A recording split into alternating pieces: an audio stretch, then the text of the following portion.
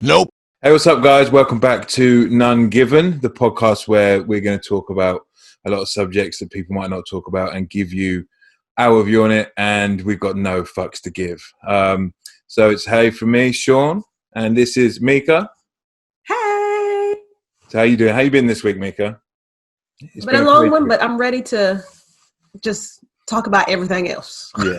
So hopefully some of you guys will have listened to the episode that we put out in the week. It's been an emotional week for a lot of people.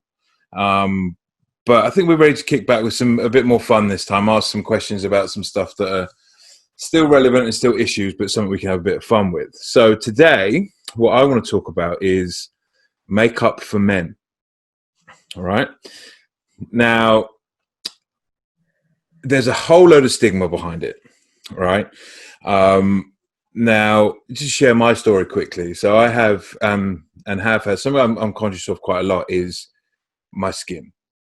For whatever reason, whether it's red or whatever, it's something that's always been. It's on my mind. It's something I don't. It's the thing about myself I don't love. I guess everyone's got something.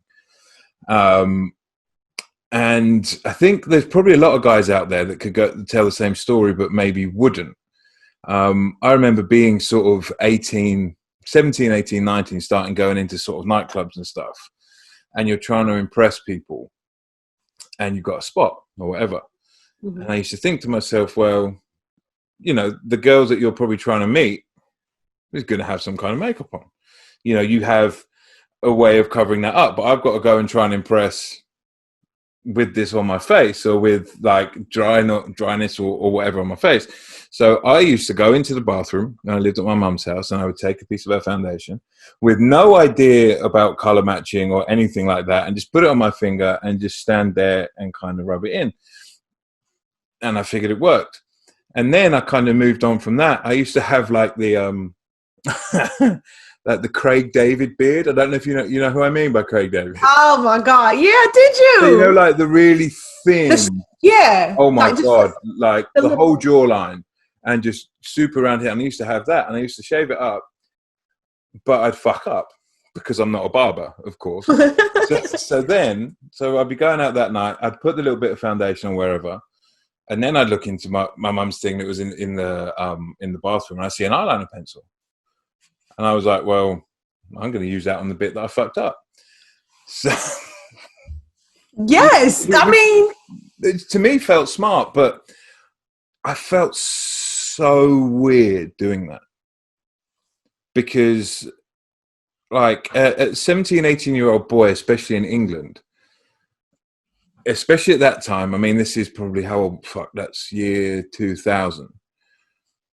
There wasn't a lot of publicity there's no publicity on men using makeup, and there was no publicity really on men even thinking about doing so.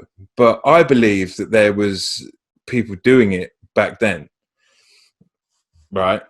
Yeah, they were being on the hush about it. Yeah, I think so. And it's like it's such a taboo subject, and like I'm interested to know like what you think. Like if you were to be at a club, meet somebody, or say you'd met somebody and then you were young, maybe 18, well, I know it's 21 for you guys, but whatever. So say it's 21, you're going to go out and you're going out together and he's like, oh, I got a spot on my face. Can I borrow your foundation? Okay. What do you say? So I think that this is amazing. I feel like everyone has insecurities. Uh-huh. I am lucky to be a woman, and if I have dark circles or spots or a breakout somewhere, it's nothing for me to just cover it up. Nobody even thinks twice. I never, and like you said, it's not out there. So I never really thought about male makeup, I guess. Like I mean, maybe a few years ago, I know a kid was on Ellen, this one guy who did his graduation makeup. That's probably the first time, probably in my life, that I've seen it advertised. And I think he worked for like L'Oreal or something like that. Like he became like a big artist. But I don't see any problems with it. I feel like if you want to go out there and feel your best self, why not? Mm-hmm. I feel like makeup is a confidence booster. at one point in my life, I would not go outside without makeup on. Right. And it's because I felt like I needed to hide this or that. So if I feel like that, and some other people may feel like that, why can't they do the same thing? I think a big part of it is you associate it with gay men. Yes. And I think that a lot of people would hate that. You know, it never really bothered me. Like if someone would have found out that I was doing that and they were like the classic insult when you're younger, oh, you're gay. I would have been like, well, I wouldn't really give a fuck. I'm not. So, and if I was, who gives a fuck anyway? Exactly. But I think that's what it is. And I think it's a difficulty for men to go out there and do it. And I think it's partially because it's linked to gay men and possibly because it's a very masculine thing to not admit there's anything wrong with you. Right? Really? So it's, I think, whether that's the truth or not, or whether that's a pressure that I might have felt or other males may think, but you're supposed to be this confident person that can just go out and do whatever and not care. Mm-hmm. That's what masculinity used to be about, and now we identify that as toxic masculinity, you know, and it is. But I think that's the real reason that people don't do it is because they're afraid of what other people say. 100%. And 100%. And it's funny to me because, you know, I've always been into, and I'm fairly heavily tattooed, right?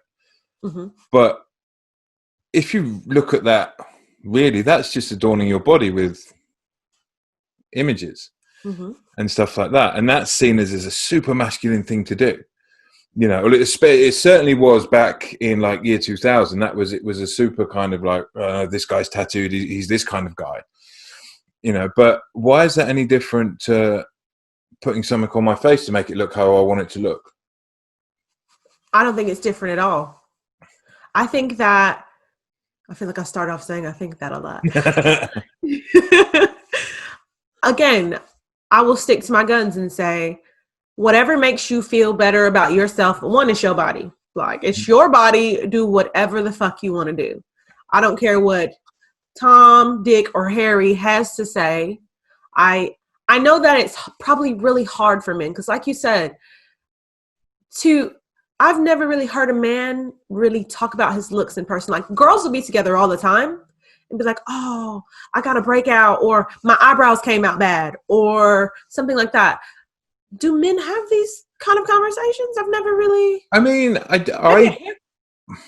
I don't remember having them, but again, I am that bit older. I think that male grooming and the image that males put across has become a lot more heightened, you know, as you see sort of Instagram, like girls wanting to be more and more like their Instagram models, guys want to look more and more like their famous, whoever they follow, their muses or whatever. So they want to look more like the famous footballer. They want to look more like the guy that's big on Instagram and the models mm-hmm. and stuff like that. So I think it comes back in.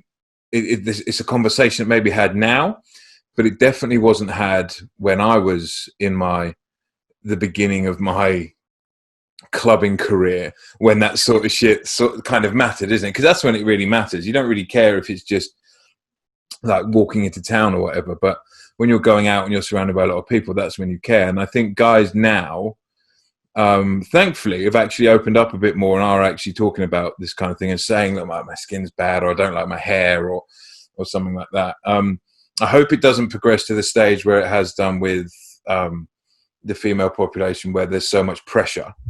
Yeah. But I do think there is more pressure on guys than there ever has been, but obviously it's nowhere near like it was or is for women. But yeah, maybe they do have these kind of conversations. I've got an 18 now, maybe he's 20 now, year old nephew, and mm-hmm. I guess maybe I can see him having that conversation. Can you? Yeah, I think so. Maybe. I do wonder about. I'm sorry. Yeah. No, like maybe I'm not. I think they might be like, "Oh, my hair's not right," but they may not say so much about, "I don't like the way my skin is." Okay. See, I feel like puberty hits everyone, obviously affects everyone.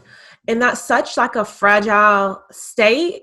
Like and sometimes pimples are so big and like just out there. And all you kind of want to do is hide behind it. Mm-hmm. And I just think that during that time in your life, if there was something that maybe you could use to help you, because I don't even think, I don't know, no guy in my high school. I mean, a lot of kids probably had like not so great skin, but it was never an issue. They kind of like, the one person that I can think of that didn't have the best skin, they like outshined in other ways to make it not their main focus, if that makes sense.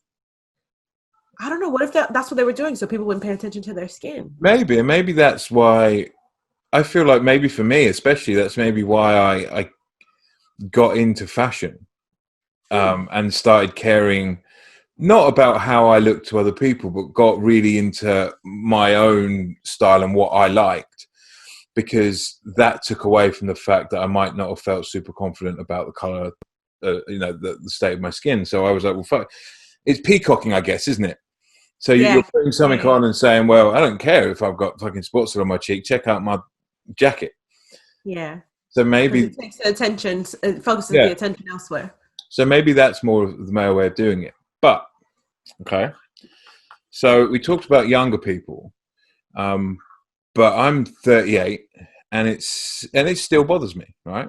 So some people may have seen this, and this isn't like a trying to be a plug or anything like that. I'm not trying to be an influencer for this brand or anything, but influencer. So I'm looking around online and I come across this, right? So it's called War Paint.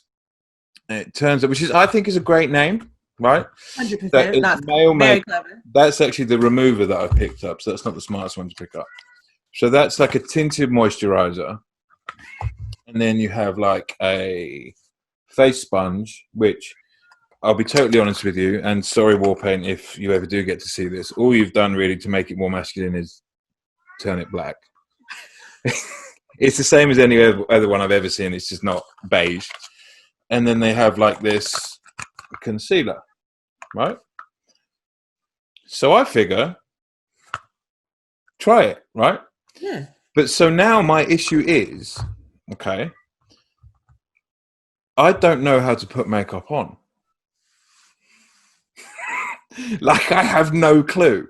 That's the big issue. Right? So I might do everything I need to do. So I'm reading the instructions on these things, but I might come out looking like Donald Trump. We don't want that. Nobody wants, right? So, and I feel like I don't know makeup super well. But I feel I maybe know a bit more about it than some guys do because of my experience and just because that's just how I am.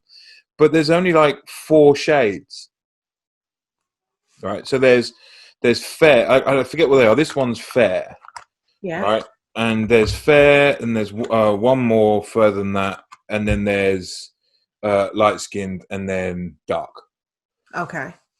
Now, from what I know about female makeup, there's like this crazy bar of like every single different shades, and they have like the weirdest shade names in the world. Shout out to whatever brand it was that I saw that they're like Jigglypuff or something like that. I think it was. What's the one that comes in like a it's powder in like a round? It's in like a disc. It could be just a face powder. Yeah, it could just really be a face powder. But it was called Cream Puff Gay Whisper. Oh. They do have funny names. So I was like, wow, okay, that's great. But so these products I think are great. You know, I haven't used them yet because we're locked down. I haven't needed to. But I figure I will. But I worry about, someone buying these and then creating a monster on their face Donald Trump, because they don't know what they're doing. And I follow the brand on social, and I've read a bit about them. they're doing little bits to show you what to do. So they're saying take a bit of the concealer and put it under your eyes and whatever. But that's really it. So, See, that's what I was wondering. When you, like how you said, you don't know how to apply it. I think that there should be, has this brand I'm going to go follow them on Instagram. I'm just wondering, do they have influencers that they reach out to that are doing videos that are shining the light on how to do this or how to do that? Who are they reaching out to? Who's using it? I haven't seen any, but that doesn't mean there aren't any. True, but they would be shouting them out and tagging them and promoting their stuff, right? Or would they? Because are a lot of bigger male influencers willing to use it? Well, I also think, even if they're willing to use it, are they willing to say that they're using it? Right. Are they willing to put that out there themselves that, right. I'm kind of insecure about this or that, and I just want to cover it up. So here's how I do it. Yeah. If you're if you're an influencer and you're male, 9 times out of 10, and we spoke about this before, 9 times out of 10, you're a good-looking guy who models for ASOS or something like that, and that's the kind of male influencers you are. I don't know if they're the kind of people that stand up and say, "Yeah, I'm wearing makeup." Okay, so when I think about TV and movies and stuff like that, I know those men wear makeup. I know the shine is taken off their face. I know they're covered up. Nobody is perfect like that all day, every day, in every single movie. Why would that stop someone from promoting it? Do you think it's just backlash? Yeah, I mean, I don't know. I can't speak for all men, but sure. I wouldn't care about promoting it. But I like to think of myself as not a typical guy. Do you know what I mean? I don't want to stereotype anybody, but I don't consider myself as like a typical kind of guy that you would find as an Instagram influencer. I don't know. Honestly, don't know. I'd love to speak to someone. I don't know anyone because again, I don't know how many male influencers there really are. I think it's quite a female dominated world, which is great and that's fine. But I'd like to speak to someone who's in fashion or something like that and say, and ask them and say, is this something you'd even consider? Or has this brand even reached out to you? Because as far as I can see, these are the only guys doing it specifically for men. Now, I've read that I think Clarins have maybe added something to their male range, which is like a tinted moisturizer.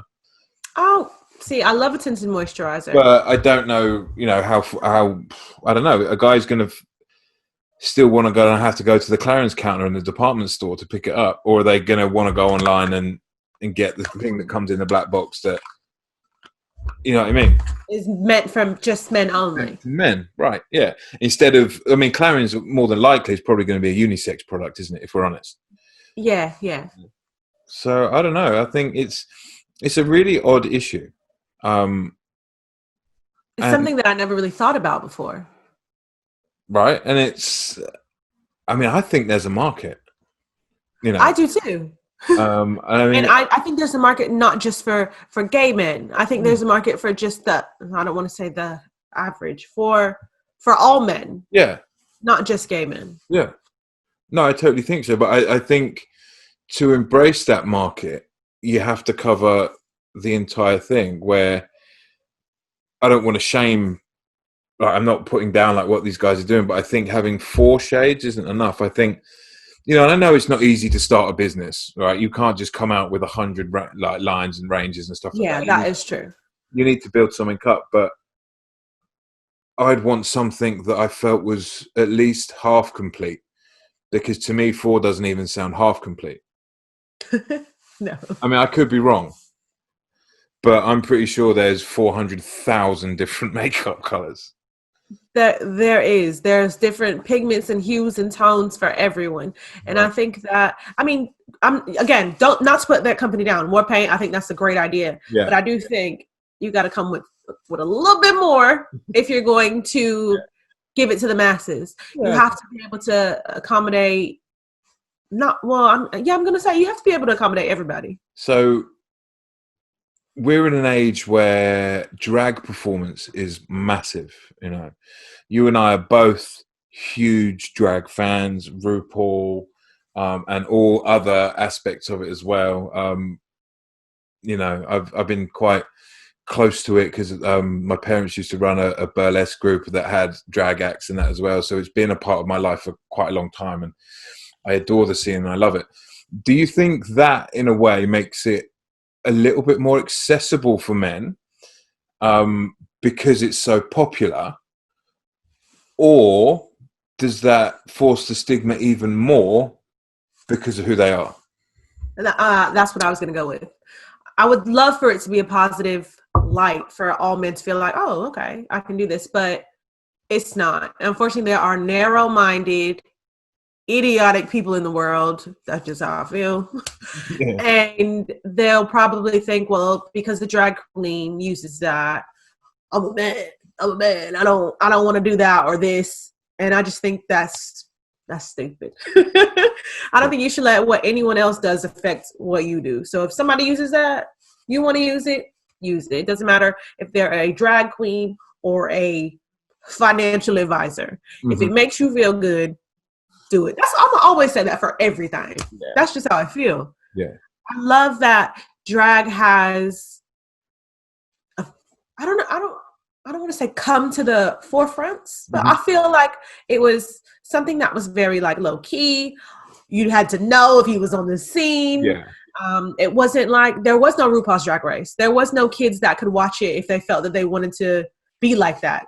That it just wasn't happening. So I don't know. I love what Drag Race has done, but I think it might make it lean towards the latter. I don't know. What do you think? I think it's a really difficult one because, I'm a fan of, I'm a straight guy and I'm a huge fan of everything RuPaul and everything drag. But I know people that are very much the other way, who would also call themselves quite open-minded people, but can't get to grips with the fact that they're, that's a man dressing as a woman. Like, why would he want to do that? Well, who gives a fuck? Why?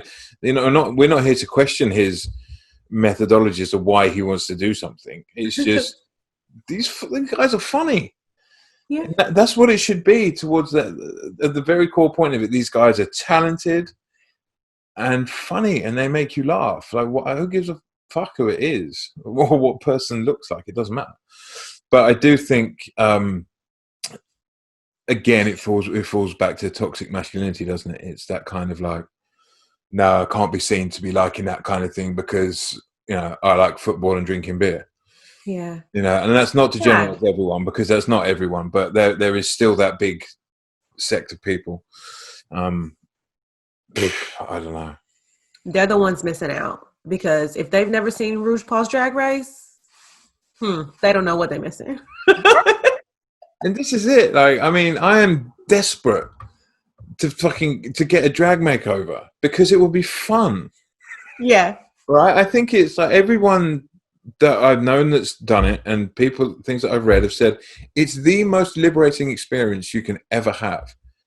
Really? Because you're just up there being either completely yourself, or you're up there being completely not yourself. And it's a complete distancing from everything normal that you would call normal. Yeah. And you're just out there being free. And what can be better than that? Nothing. I don't think so. Anyway, nothing at all. We digress, but I think that the male makeup thing's an interesting thing, and that there's other aspects of male beauty. Now, I'm reading your notes here, right? Yeah. And you put wigs and weaves for men. Now, this is a subject I know nothing about. So I kind of like to hear your views, like what you think, because the community that wears wigs and weaves a lot better than I do. Yes. So I think this goes back to insecurities as well. I mean, not insecurities, because don't get me wrong, I love a wig or weave. I know a lot of people just to take it from a female perspective, sometimes people think that because you wear wigs or weaves that you don't have any hair or that you're bald or something underneath. And that's not always the case. Yes, I know that I think like lace front wigs were made for people with like alopecia or cancer patients, stuff along that line. And then I feel like maybe the beauty community came in and made it like a everybody wearable thing. And I appreciate that, because maybe you might not be having those types of things going on with you, but maybe you just want to feel more confident, or maybe your hair is thin and you want it to be thick. And I feel like it is a confidence booster. I feel like when my hair is curled sometimes or straight or whatever it is, sometimes you just feel better. And I know that men go through the same things women do. Their hair thins, they get bald spots, they want thicker hair or whatever it may be. And I think just because I may be just the most open-minded person in this world, there is very few things you can get me to disagree on. Yeah. Yeah. Why not? I mean, watched this, sorry. Yeah? Go, carry on. I watched this thing on Instagram, and it was a guy who, sometimes you'll see like a male pattern baldness. I don't know. I feel like I sounded like a researcher then, but where I think it's just the front middle part is out. Like the McDonald's arches, right? Yes. Yeah.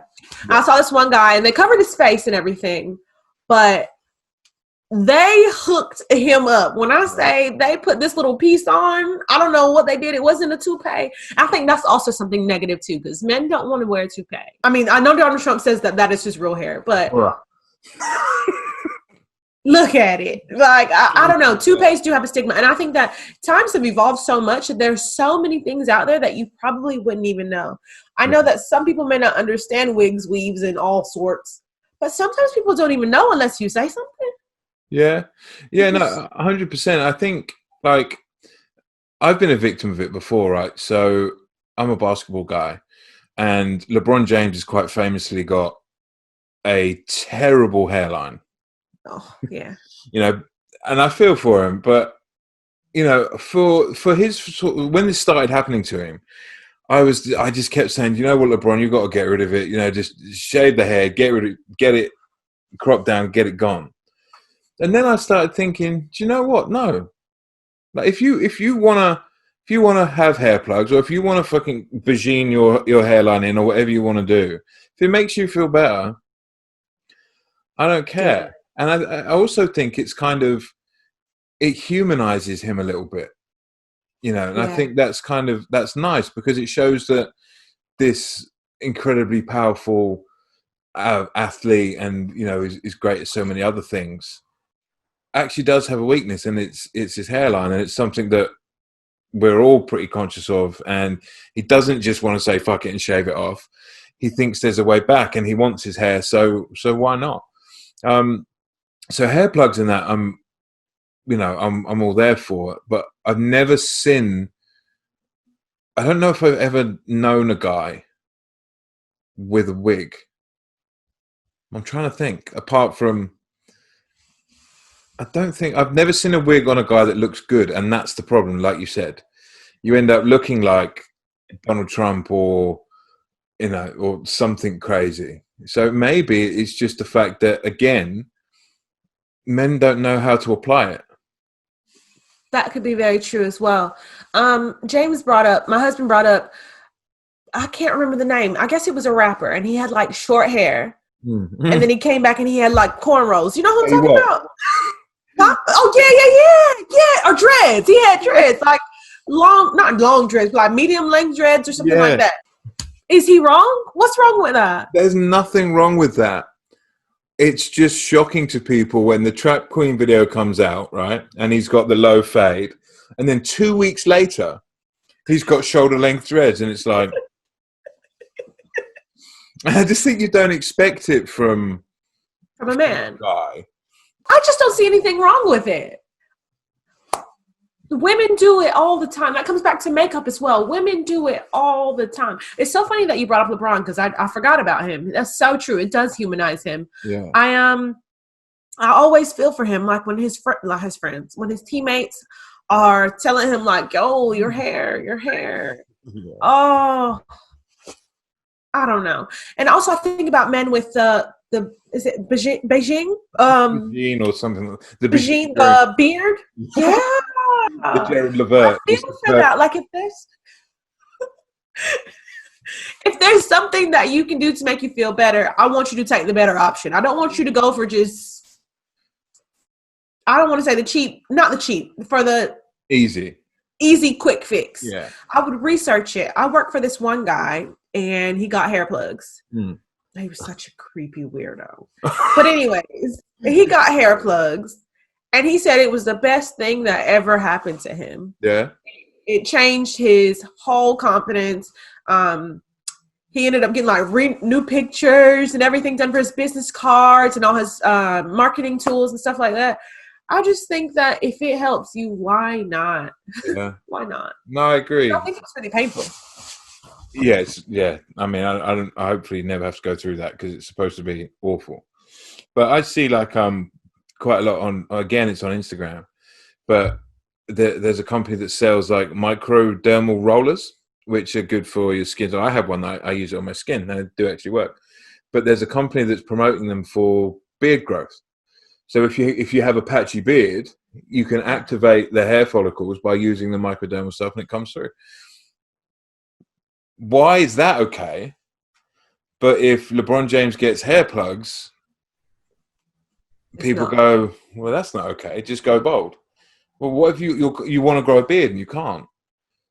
But it's called if you do everything you can. It's because a beard is seen as manly, isn't it? It's like it's a thing, isn't it? Big beard. It's kind of like people look at it in a certain kind of way. Whereas if a man loses his hair, historically they just shave it off and maybe grow the beard. When you see like the bald guys with yeah. So I guess if you can't grow a beard and you're losing your hair, maybe you feel like you're losing a bit of your masculinity. I don't know. Oh, that's sad. Luckily, I mean, I don't. Obviously, you can see I don't really suffer from. I look like Forrest Gump at the moment when he runs across the country. Oh, you do. But, yeah, I don't really suffer from either. But yeah, it's an interesting subject, and it's something that if you guys have opinions, if you've got an experience with using makeup as a guy, or if you're a woman that has a view on if you met a guy that wore makeup, drop them in the comments. Yeah, I'm curious to see what people will say. Yeah, I think so. I mean, I think I'm more interested in the female point of view to know how they would feel if they met a guy and started seeing a guy who regularly used makeup every day. I think that's interesting to me because I would just like to know. Because obviously, as a guy, your wife or whoever wears makeup every day. Don't even think twice about it. But then when it's from the male, that is I'm curious about that. Cool. Yeah. All right, guys. So I think we'll wrap that one up. This up now. As we just said, leave any comments in the comment section, and we'll speak to you soon. So I'm going to say goodbye. Me too. Peace.